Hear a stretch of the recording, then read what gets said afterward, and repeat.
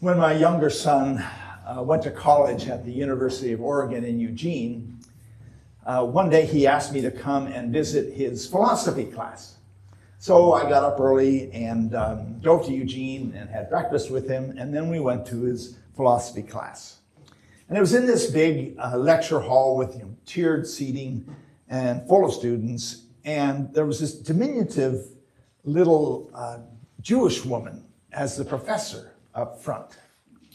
And she said, "Today we are going to talk about the concept of mercy." Mercy is a very important concept in philosophy and theology.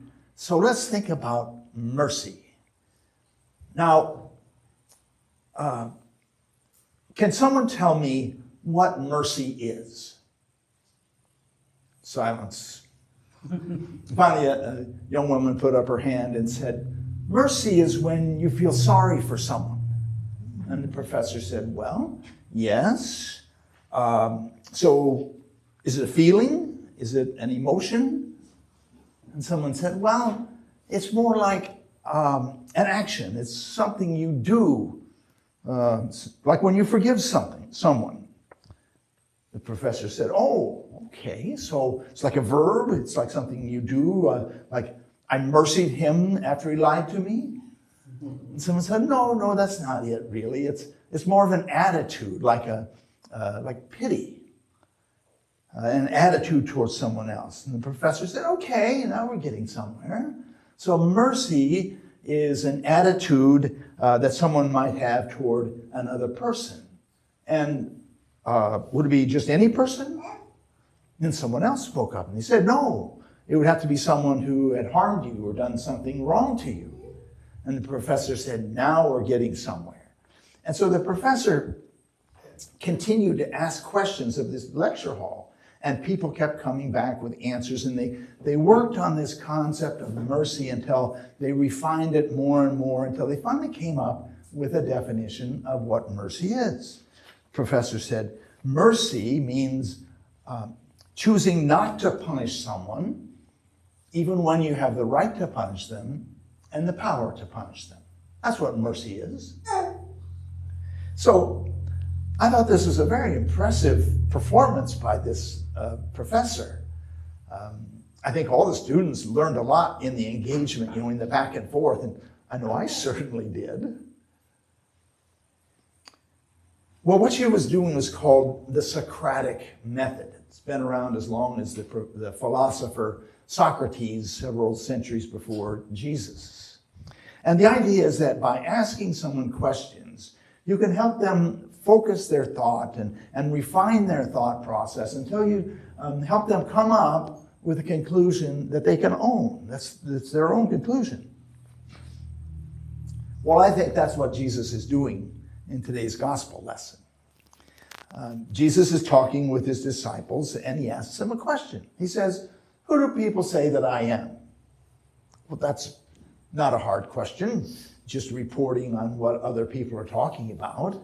And so they get together and confer, and they come up with an answer. They say, "Well, some people say you're John the Baptist who's risen from the dead. Some people say that you're the prophet Elijah, or maybe the prophet Jeremiah." And then Jesus asks them another question, the second question in the series. He says, "And who do you say I am?" Now that's a much harder question, because you're not just reporting what you've heard, but you're having to think for yourself and come up with your own answer. So Jesus is making them think.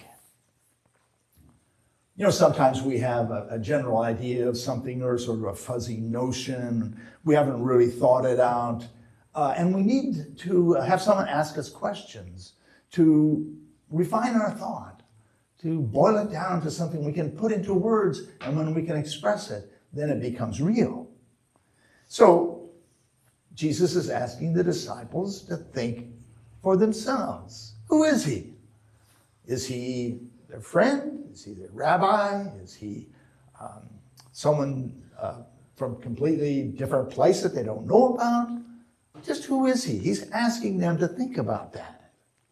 And Peter all of a sudden has a burst of inspiration. He blurts out, "You are the Messiah, the Son of God, the Son of the living God." And Jesus says, "Blessed are you, Simon, son of Jonah, for flesh and blood has not revealed this to you, but our Father in heaven." So Peter gets the right answer, but as we see in reading through the Gospel of Matthew, it takes him a long time before he really starts to understand what that means. Not until the end of the Gospel does he really get it. Well, who do we say Jesus is? This is really the core question for Christianity. Who is this person that is the basis, the founder of Christianity? The classic answer is Jesus is fully divine and fully human, although that doesn't really tell us that much. Many people over the centuries have come up with different answers to this question. Who is Jesus? Some people will think that there was no such thing as a person of Jesus, that he didn't even exist. It's just a hoax. Benjamin Franklin thought that he admired Jesus for his ethics and his morality and his teaching, but he was seriously doubted that Jesus was divine, Son of God. Other people say that they see Jesus as one of the most influential and charismatic human beings of all time, but they're not so sure that he is the Son of God. And some people say that Jesus is God, just plain divine, and they make him so perfect and so godlike that he doesn't even seem to be human anymore. So there's many ways to answer this question. Who do we say Jesus is? Marcus Borg was a biblical scholar, and he came up with 5 ways to understand Jesus that I think can be helpful. Number 1, Jesus was a spirit person, someone who is able to open themselves to the Spirit of God and somehow enter into a transcendent place. Someone who experiences God directly. And number 2, Jesus is a healer and a sage who was able to connect with people because of his healing powers and because of the wisdom that he offered to them. And number 3, Jesus is a social prophet, someone who speaks truth to power and brought the religious establishment to account and established a new kind of sort of compassionate politics. And number 4, after his death and resurrection, Jesus was a living presence to the disciples. He was a spiritual reality among them and remains that way to many people. And number 5, Jesus was the embodiment of God's presence, the incarnation of God, God alive on the earth with us. Now, when Jesus asked the disciples, "Who do you say that I am?" I don't think that he expected them to come up with just one perfect answer that answered it for all time. I think he wanted them to keep thinking about it and keep learning, come up with their own ideas. You know, it's in the questioning and in the struggle and in the wrestling that we really begin to learn who Jesus is. I think that our growth in the understanding of Jesus goes along with our growth in our understanding of who we are. Maybe we can't really understand who Jesus is until we understand who we are. The more we grow in love and compassion, the more we understand Jesus' love and compassion. The more we read the Bible and the more we study and the more we pray, the more we learn about Jesus' love and compassion. And the more we understand who Jesus is. So for me, Jesus is alive. Jesus is a presence in my life, the presence of God in my life. My friend, my guide. He's my Savior. He died for me on a cross. But that understanding has taken a long time to get there, and is still evolving. When I was in seminary, one of the priests who had graduated a number of years earlier came back to talk to us. And he told a story about when he was in seminary. He said that it was announced in the seminary that the great biblical scholar Crystal Stendahl was going to come visit. And they needed a volunteer to come pick up the great man at the airport and bring him to the seminary. So he put up his hand and said, I'll do it, because he wanted to ask so many questions to Crystal Stendahl. So when the day came, he went to the airport and he picked him up, and they started the hour-and-a-half drive to the seminary. But Crystal Stendahl asked him questions. Said, what brought you to seminary? How is God calling you?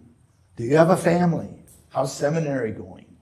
So it wasn't until they're almost back to the seminary when he finally got to ask a question of Crystal Stendahl. And he said, if you just had one piece of advice to give me for my ministry in the future, what would you say?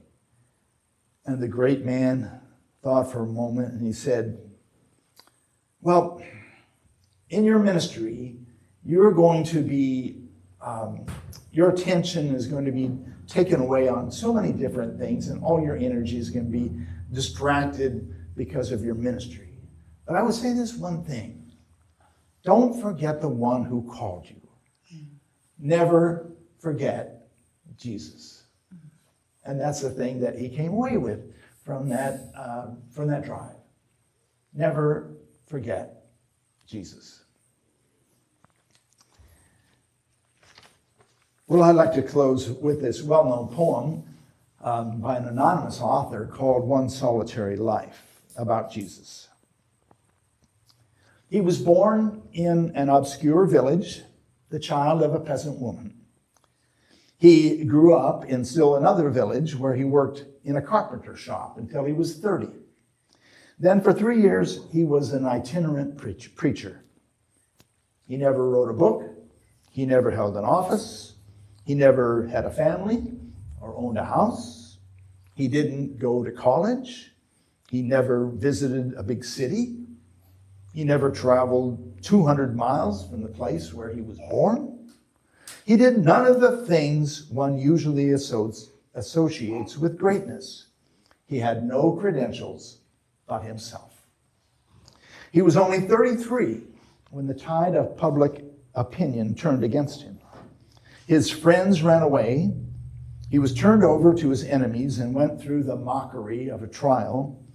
He was nailed to a cross between two thieves. While he was dying, his executioners gambled for his clothing, the only property he had on earth. When he was dead, he was laid in a borrowed grave through the pity of a friend. 20 centuries have come and gone, and today he is the central figure of the human race and the leader of mankind's progress. All the armies that ever marched, all the navies that ever sailed, all the parliaments that ever sat, all the kings that ever reigned put together have not affected the human race as much as that one solitary life.